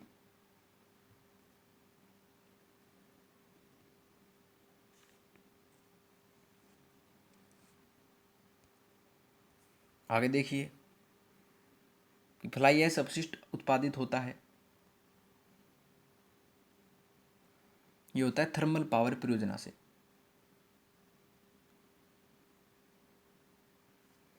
ठीक है, 150वां प्रश्न देखिए दोस्तों कि पर्यावरण शिक्षा केंद्र सेंटर फॉर एनवायरमेंट एजुकेशन कहाँ स्थित है। तो ये दोस्तों अहमदाबाद गुजरात में, ऑप्शन सी। इसकी स्थापना जो है 1984 में की गई थी, याद रखिएगा। तो ये दोस्तों आपका रीट लेवल 1 के लिए प्रैक्टिस पेपर होता है कंप्लीट। अगर आपको इन प्रश्नों में से किसी प्रश्न में कोई समस्या आती है दोस्तों, तो आप कमेंट बॉक्स में जा सकते हैं और आप एक क्वेश्चन पूछ सकते हैं। हर एक कमेंट का रिप्लाई मैं जरूर करूँगा, ये मेरा प्रॉमिस आपसे। उससे भी आगे अगर कोई समस्या है तो डिस्क्रिप्शन बॉक्स में आपको जीमेल आईडी मेरे द्वारा उपलब्ध करवा दी जाएगी दोस्तों, वहाँ से आप क्वेश्चन पूछ सकते हैं। और दोस्तों इस पूरी की पूरी वीडियो की जो PDF है वो भी आप डाउनलोड कर सकते हैं, लिंक जो है आपको डिस्क्रिप्शन बॉक्स में मिल जाएगा, वहाँ से आप डाउनलोड करके पढ़ सकते हैं। दोस्तों अगर आपको वीडियो पसंद आई हो तो वीडियो को लाइक शेयर और कमेंट करके जरूर बता दीजिएगा, और आर्ट्स नोट्स चैनल को सब्सक्राइब कर लीजिए। दोस्तों मिलते हैं आपसे अगली वीडियो में नए रोचक प्रश्नों के साथ, तब तक के लिए धन्यवाद दोस्तों।